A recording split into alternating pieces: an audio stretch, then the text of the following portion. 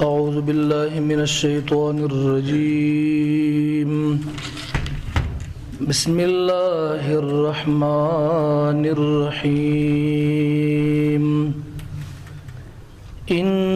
إبراهيم كان أمة قانتا لله حنيفا ولم يك من المشركين شاكرا لأنعمه اجتباه وهداه إلى صراط مستقيم وآتيناه في الدنيا حسنة وإنه في الآخرة لمن الصالحين. سورة النحل یوصل او شلم نمبر آیت تی او سوار لسم سپاره ده. دغه آیت کریمه کې رد د مشرکین په قول باندې مشرکین په دعوا کوله چې موږ په دین د ابراهیم علیه السلام باندې یو. نو په دې سلورو آیتونو کې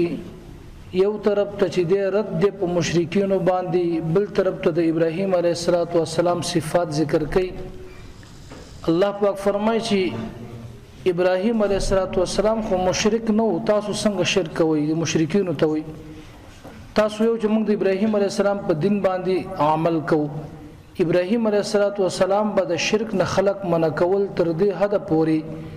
خپل قوم قبیله خپل کلی خو پرېږده چې خپل پلار ته دعوت ورکولو، د حق دین د الله د وحدانیت دعوت په ورکولو، هغه د شرک نه بیزار. او تاسو خو شرک کوئ کنه؟ څنګه ابراهیم علیه السلام خو شرک نه کوي، تاسو یې کوئ. بل تاسو باندې می انعامات ډیر کړی دي. په خپل بدن کې فکر وکړئ دا څومره شیان چې دي مخلوقات کائنات کستاسو په نظر ښکاره کیږي کنه الله و استاسو خدمت ته پیدا کړی دي. نو تاسو باندې انعامات کړی په ابراهیم علیه السلام هم کړو. تاسو زما د انعاماتو شکرې ادا نکړله او شاکر لانعمه ابراهیم علیه السلام چې دی هغه زما د نعمتونو شکر گزار دی. نو څنګه دغه په دین تاسو داوا کوئ؟ بل ابراهیم علیه السلام په سم لار باندې و، هغه د الله والا لار نیولې و او تاسو د شیطان لار نیولې ده. تاسو باطل معبودانو ته سجده کوئ، ابراهیم علیه السلام یو الله ته سجده کوله. بل ابراهیم علیه السلام دا صفت ذکر کوي چې په دنیا کې الله وایي چې ما هغه د پر نوم نامي ورکړله، خو خوې مې ورکړې دی. الله وایي خو خوې څوک دا و چې نیک نامي هغه باندې مسما شولو. معنا دا چې تر قیامت ورځې پورې څومره خلک راځي که هر مذهب والا دي دا ټول د ابراهیم علیه السلام د دین تابع دي، د ابراهیم علیه السلام په طریقه باندې روان دي، په ملت د ابراهیم علیه السلام باندې دي. دا په دنیا کې الله نیک نامي ورکړه چې ټول خلک تر قیامت ورځې پورې تابعدار دي په دین کې. او په آخرت کې الله پاک فرمایي چې د لوړو درجاتو والا خلکو خاوندانو هغه سره بدای، یعنی ابراهیم علیه السلام د لوړو درجاتو خاوند دی. دا د آخرت دغه ده. په دغه سلور آیتونو کې د ابراهیم علیه السلام صفات ذکر شوی یو طرف ته او په هر صفت کې رد په مشرکینو باندې دی. تاسو دعوا مکوئ د دې چې ابراهیم علیه السلام په دین باندې منګ یو، ځکه هغه کې هغه چې کارونه کول هغه تاسو نه کوئ. نو په دې وجه باندې ترد ویل کې الله فرمای ان بشک ابراهیم علیه السلام کانو امتن پیشوا امتن. دې کې مفسرین حضرات ډېر خبرې کوي، خو یو دا وایي چې دا امتن اصل کې مأمومنو، معنا دا چې امام شوی او د امامو دا تا د مبالغې د پاره ده. پکې علما کرام داسې وایي. ځینې علما کرام فرمایي چې امتن یو ډلې ته ویل کېږي. معنا دا چې ابراهیم علیه السلام ته الله شجاعت زړورتیا دومره ورکړې وه لکه پوره یو قوم ته چې الله ورکړي، پوره یو قوم چې زورور وي طاقتور وي، دومره ابراهیم علیه السلام ته. دا حقیقت دی چې ته ورځه په یو ځان باندې 360 بوتان د چا ماتوه. موږ تاسو دلته چې دی الکانو د خزو بنگړي په لاس کې چوري د خزو غوندي سرخي سپېدې والی هغه ته نشو ویلې چې دا لکه دا کار مکو. پیغمبر دنه منع کړی دا. نبی له سلام چې څوک د خزو په شکل ځان جوړي هغه باندې الله هم لعنت ته د پیغمبرم په لعنت ته په هغه باندې شیطان باندې صرف د الله لعنت ګوره شیطان د هر سړي بد راځي د هر سړي بد راځي او به د انسان دشمن دی اوس یو څوک چې د الله لعنت مور باندې او د پیغمبر لعنت مور باندې هغه نه به څه جوړیږي یوازې شیطان باندې د الله لعنت دی د پیغمبر په لو خو په دغه انسان باندې د الله هم لعنت دی او د پیغمبر هم په لعنت دی دغه ټکی ته نو زکه طاقتور سره الله شجاعت زړه ورته مور کړی و چې ورزي او د 300 بوتانو نصرونه وسی او ماته ورته نو ګره دا زړه ورته غواړي دا ایمان غواړي پوره ایمان غواړي دا اخوادي خواني نو امتن معنا دلم ته مراد ده چې ابراهيم عليه السلام او یو طرف ته پېښواو د ټولو خلکو لپاره بل طرف ته ابراهيم عليه السلام بسته د قوم غو طاقت الله ورکړو امتن نه به دا مراد شي دلا قوم ته مراد دي ان بشک ابراهيم عليه السلام کانو امتن پېښواو د دین په بیانولو کې قانتن تابعدارو لله خاص الله لرا حنیفا مایلو د باطل نه حق طرف ته حنیفا مایلو د باطل نه حق طرف ته داسې پیغمبرو ولم یکون نو د ابراهیم علیه السلام من المشرکین د مشرکین نه لکه څنګه چې قریش وی چې دا موږ د ابراهیم علیه السلام په دین یو ابراهیم علیه السلام مشرک نو او تاسو مشرکین ای قریشو ورته وی شاکرن شکرګزار او ابراهیم علیه السلام تاسو زما د نعمتونو شکر نه ادا کوئ او ابراهیم علیه السلام زما د نعمت شکر ادا کولو شاکرن شکر کوون کې او ابراهیم علیه السلام لانعمه د نعمتونو د الله پاک په خپل بدن کې لاس خلاص ترګي عقل دا ټول د الله نعمت دی بل طرف ته ظاهري دا څومره شی نباتات جمادات حیوانات حشرات دا ټول الله د انسان خدمت ته پیدا کړی د نعمت ته د الله لوی الله اجتباه غوړه کړیو په نبوت سره ابراهیم علیه السلام لرا الله پاک وهداه او هدایت ورته کړی یعنی سملار خودل او خودل ورته کړی و الی صراط مستقیم اغلار برابر ته چې الله د وحدانیت لار ده اغه ته خلق مرا دعوت کول په خپل ابراهیم علیه السلام په د باندې قائم کلک ولاړو واتیناه الله ورکړو مونږه ابراهیم علیه السلام ته په دنیا کې حسناتن نیک نامي مونږ ورکړو تر قیامت ورځې پورې هر مذهب والا انسان د ابراهیم علیه السلام د ملت دعوه کوي وانه بشکا د ابراهیم علیه السلام فی الاخرته په آخرت کې لمن الصالحین خامخاب د نیکانو نوی په درجاتو کې لوړ درجه به د جنت د ابراهیم علیه السلام توي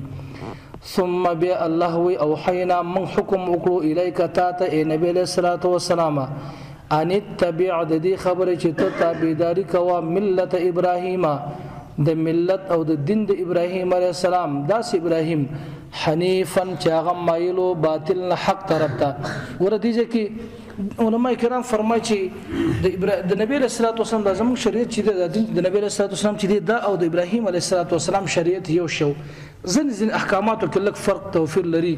نور یو شو نو ځکه الله پاک ته حکم وکړ بس ته د غیر په دین باندې شه د غیر په ملت باندې شه بیاغه کې سنت د ابراهیم علیه السلام دی چې هغه ته الله په حکم کې نبی علیه السلام ته نبی علیه السلام هغه مغوره کړ دي لکه نور یو د درې د ځویم نور تاسو په باز زین باندې پوه شي لکه بریت دا کول کار کمول دا شولا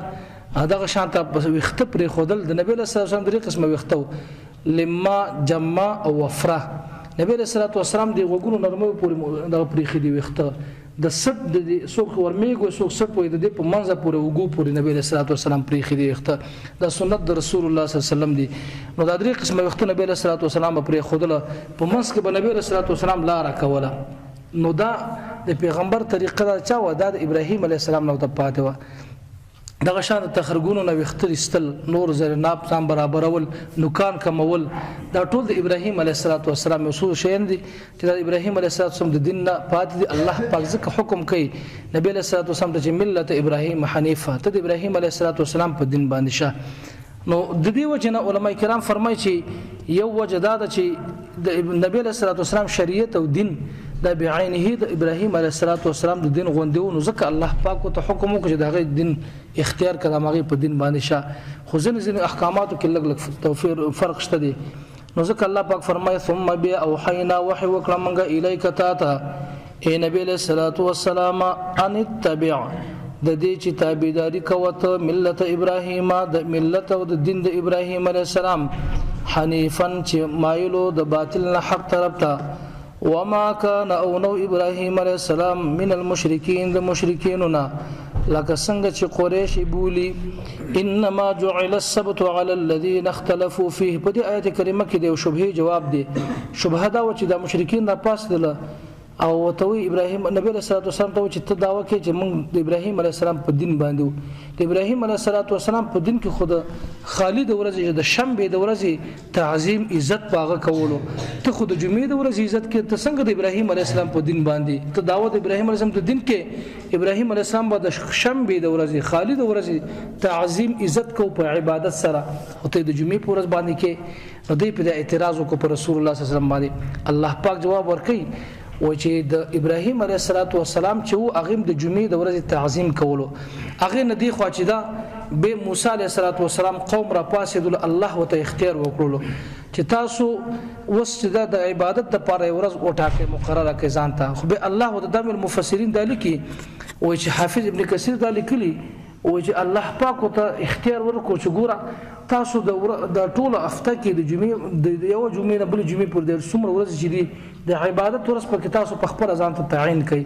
او به ته الله پاک دومره ویل چې ګوره تاسو خو تعین کوئ خو د عبادت لپاره د جمعې ورځ زما خوښه ده زما پنيز د جمعې ورځ غوره او بهتره ورځ ده الله ته ویلي نو سره د دینه په کار ده چې د خلکو خپل رايه د الله د رايه تابع کړي و خو څنګه چلیو کو د سرکشه خلکو د خپل رائے د الله پر رائے باندې جګه کړله یعنی د الله ونه منله او خپل دایو کړه الله ته چې بس زمونږ د عبادت لپاره د خالی ورځ خوخه ده د خالی ورځ عبادت او تعظیم په د خلکو باندې فرض شولو به ځنې خلکو د دې ورځې تعظیم کولو او ځنې خلکو تعظیم اونکو لکه مثال ښکار په دې خلکو باندې بندو په دې دا کې عبادت په کولو خو دې ځنې خلکو به ښکار په دې ورځ کولو هغه خلکو نه الله پاک شادیګان جوړ کړلې بزوګان سو غوته سو شادي وته وي او د مشرانو خلکو نه چې تعظیم دې ورځ نه کولو الله ته خنزیران جوړ کړل واقعا مخکې بنی اسرائیل کې تیر شوی ده په سورۃ بقره کې تیر شوی نو په دې وجه باندې الله پاک جواب ورکړي چې ابراهيم عليه السلام د جمعې د ورځې تعظیم کولو حالانکه د شنبه ورځ د خالي ورځ په هغه خلکو باندې فرشي و چې هغه په کې اختلاف شروع کړ اختلاف چا شروع کړو بنی اسرائیل په کې اختلاف شروع کړو موسی عليه السلام قوم چا منل چا نه منل به نصرانین د عیسایان پیدا شول چې قسطنطنیه دی کې چې دی د هغه په د دې په ضد باندې است د دغه ورځ چې د یک شنبه ورځ سو اتوار ورځ وي سو یک شنبه ورځ وي د یک شنبه ورځ است ځان د په خپل سر باندې تعظیم ورځ وګڼله که تاسو د خلک چې زینو کې تاسو باندې ملکونو کې کتلی چې د یک شنبه ورځ خلک رخصتي نه کوي زمون الحمدلله په افغانستان کې پیغمبري طریقه روانه ده د جمعې په ورځ رخصتي ده د ابراهيم عليه السلام طریقه وا د عبادت د نبی عليه السلام طریقه وا الله حکم متکج ملت ابراهيم حنیفه نور زینو کې چې په نور ملکونو کې هغه به دغه انګريزانو په تابع دي د اتوار ورځ د یک شنبه په ورځ باندې غیر رخصتي نه کوي هر صدا میلې چرچی په دغه ورځ باندې کوي او د انګريزان دا چې دي يهوديان چې دي به د شنبه ورځ چې غیر تعظیم ورځ د عبادت ورځ ده په خپل طریقه باندې عبادت کوي نو دغه مسله ذکر کوي الله پاک فرمای انما بشک خبر ادا جعل مقرر شوی دی تعظیم السبت د ورځې د خالی په عبادت سره على الذين فاغ خلق بعد اختلافو فيه چې اختلاف کړي واغې فيه په دې ورځ کې لکه نصرانیانو د یک شنبه ورځ کړل او غچ دي يهوديانو د شنبه ورځ کړل دغه اختلاف بل اختلاف پکې دا چې چا او ته چا تعظیم کول او چا تعظیم نه کول الله وی وان ربک بشک رب دستا چې لا يحكم خامخاب فیصله وکي بینهم په مابین د دوی کې یوم القیامت په ورځ د قیامت کې فيما په هغه خبرو کې کانو چې دوی فيه په هغه کې اختلافون اختلاف پیدا کو ادعو الى سبيل ربك بالحکمت دی آیت کریمه کې د داعی د لپاره تبلیغ کون کې د لپاره اصول ذکر کړي قواعد ذکر کړي چې هر سړی را پاشي مثال تبلیغ شروع کی خلکو ته د اصول غواړي ضوابط غواړي هغه د لپاره چې د درې شیان داسې ذکر کړي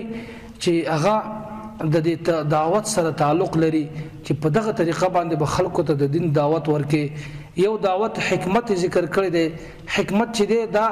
د تعلیم حق خلکو د پاره چې څوک پوهه لري تعلیم والا خلک علم لري هغه خلک هغه ته چې ته بیان کې په یو اسلوب په یو طریقه باندې بکې اوس عوام خلکو ته چې ته تقریر او بیان کې هغه ته په بل طریقه باندې کې یعنی معنا دا کوم خلک چې عالمان دي پوی دي خلک علم ورسره دي هغه ته علمي انداز کې خبره کې قناعت پاغه تور کې په دې مسله باندې ته د شي داوا کې لکه داوا د دې کوم تاسو چې الله پاک یو دی ولی یو دی الله پاک څه دلیل دی په دې باندې عقلی څه دلیل دی او نقلی څه دلیل دی په دې باندې به د عالمان ته د دې د پوهې لپاره اماغم بیان کې عوام خلک د اوس اغم نه پوهیږي په علمي بیان باندې نه پوهیږي عوام خلکو ته په ساده الفاظ باندې مثالونه به وته ورکې دا عوام خلک په دې باندې پوهیږي نو عوام خلک د علماو د لپاره دعوت چې ته چلی هغه نه حکمت ذکر شوی الله پاک حکمت نه بکار اخلي دا باندې کې چې ټول مولانا بزان ته بو بلا کېم نه ځانته ځکه چې خد ام د مولانا خد او خراب شوم د مولانا خراب ده دیمه مسله پکې موعظه حسنه ذکر کړي چې په خسته طریقې سره به واعظ نصيحت خلکو ته کې دا چې د عوام خلکو ته پاره کړي خسته طریقه دا معنا چې خپل خبره کې مثال وسره پیش کوا د عوام خلک په دې مثال باندې خوشاليږي دا غي مطابق یو قصه وسره ذکر کوا عوام خلک په دې باندې ذهن خلاصيږي فکر خلاصيږي دا د موعظ د تقریر کون کې د تبلیغ د پاره طریقه دا الله پاک دا ذکر کړي بل وجادلهم بالتي هي احسن دا هغه خلکو د پاره په داسې طریقې سره چې خلک تاسو په خبره کې بحث مباحثه کول غواړي چې هغه دغه دي مخالفین خلک دي ستا مقابله کې راځي شوی دي هغه ستا د پاره مثال تا چپ کول غواړي نو الله پاک فرمایي چې هغه ته په داسې انداز کې جواب ورکړي چې خسته طریقې سره داسې نه چې هغه یو خبره کړی نه او ته دغه لس خبرې زیات ورپسې وکړي لکه ځنې په دې مناظرو کې چې دي دا بدر دی ویل کېږي چې ته داسې او تاغه سي ګډي وړي ورپسې سپکاوي کوي یو بل الله وی کاغه اسنګ تا ته سویلي هغه سره به ځان نه برابرې وجادلهم بالتي هي احسن الله وی هغه ته جواب په داسې شکل کې ورکړي چې تا نه متاثر شي هغه ځکه ستاسو مقصد دا نه چې هغه چپ کما ستاسو مقصد دا چې حق ظاهر شي او هغه د حق ورسي هغه تاسو په حق باندې قناعت وکړي ته دلیل مضبوط دلیل پیش کړي نو دا هغه خلکو د پاره چې کوم خلک چې په زړونو کې شبهات وي هغه ته به چې تا باندې به یو سوال کوي بل بدر باندې بل دې نه به اعتراض در باندې کیږي لکه څنګه چې امام ابو حنیفه رحمه الله سره دهریانو مناظره کړې و د رسول الله صلی الله علیه وسلم سره د نجران خلکو ایسیانو هغه سره مناظره وکړه خو رسول الله صلی الله علیه وسلم چرته چاته کنځانه کړې بد الفاظ نه دی ویلي دا اوس موږ تاسو ته اسلوب طریقه ذکر کوي چې تاسو چاته دعوت ورکوي په زور باندې داسې وته مو چې داسې شکل دی او داسې هغه سي خراب او مونږ ته نه راځي ته دې شکل ته وګوره کور کې د برکت په دې الفاظو باندې چې هغه ستاسو اخلاق او متاثر شي او تاسو سره تخپل مقصد ته بګزان ورسي دغه طریقه ذکر کوي الله فرمای ادعو بلنا ورکوا اے نبی صلی الله علیه وسلم الى سبیل ربک لار د رب ستاته بالحکمت په حکمت سره والموعظه الحسنه او په نصيحت نیک سره په وعظ او نصيحت نیک سره د خلکو ته دعوت ورکوا وجادلهم او جواب ورکوا دوی ته بالتي په داسې طریقې سره هيا چې دا طریقه احسن خسته طریقه وي الله و ان ربک بشک رب دستا هو اغا الله پاک چې اعلم ډیر خپويږي بمن په اغا چا باندې ضل چې دا گمراه شوی دی یا اوخته دی عن سبیله د لار الله نه پدیم الله خبردار دی د کی تسلی دی قسم رسول الله صلی الله علیه وسلم ته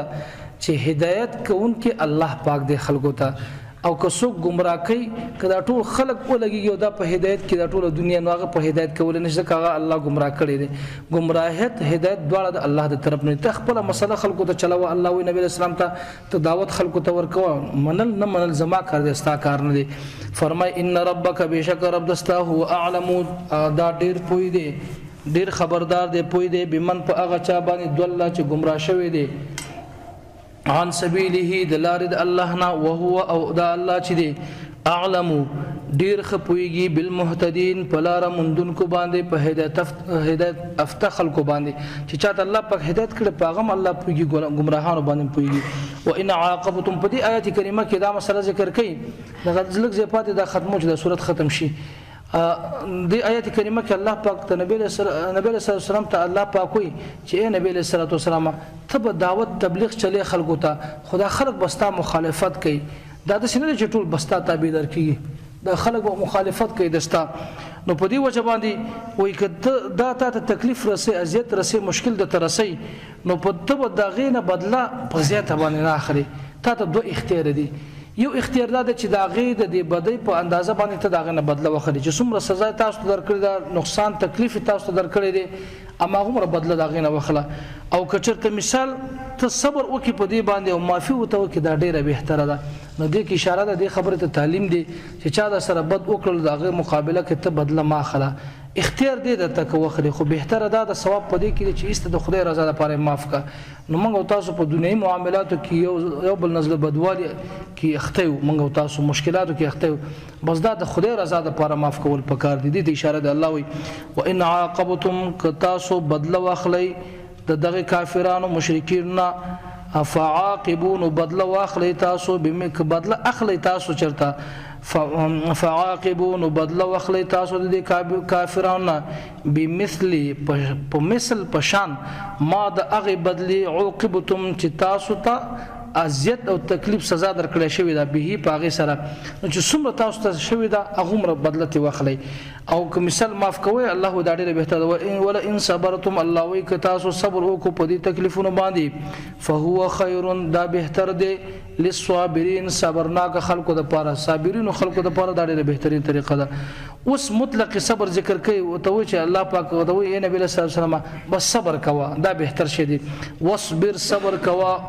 واصبر صبر کوا وما صبرک نه دې صبر دستا اے نبی علیہ السلام الا بالله مگر په توفیق د الله دی صبر د ظالم په ظلم باندې صبر کول ډیر ګران کار دی سخت کار دی خو چې کله الله د توفیق درکې به اسانه شي دته نو معنا دا چې په صبر کولو کې استقامت کې به الله ته ځان محتاج کې او وي به خدای پاک پلان کې را باندې ظلم کې تر ته صبر راکا که صبر دی اونو کو مجبور یا بتاول یا بتولي بس په غټ غم باندې بخته شي سړی نو صبر خشه دی الله وي واصبر صبر کوا وما صبرک نه دی صبر دستا اے نبی علیہ السلام الا بالله مگر په امداد او توفیق د الله سره دی ولا تحزن تمغم جنکیگا علیهم په دې کافرانو باندې په دې وجه باندې مغم جن کیږي چې دی ولې مسلمانان کیږي نه نبی رسول الله په دې کې ډیر حرص کول چې د خلک د مسلمانان چې د دوزخ د اور نه بچ ټول کې د خلک چې د عزت او د عنایت د وجه نه نبی رسول الله سره نه لګیدل الله وی ولا تحزن تمغم جن کیږي اے نبی رسول الله علیهم په ایمان نه راوړلو د دوی باندې ولا تکو تمکیږي فی ضیقن په تنگسیا کې مما د هغه خبرونه يمکرون چې دوی مکرونه کوي تاسو سره نبی رسول الله بس هغه به پروا مساته ان الله دې کې تسلی نبی رسول الله ته بشارت ته زیره دي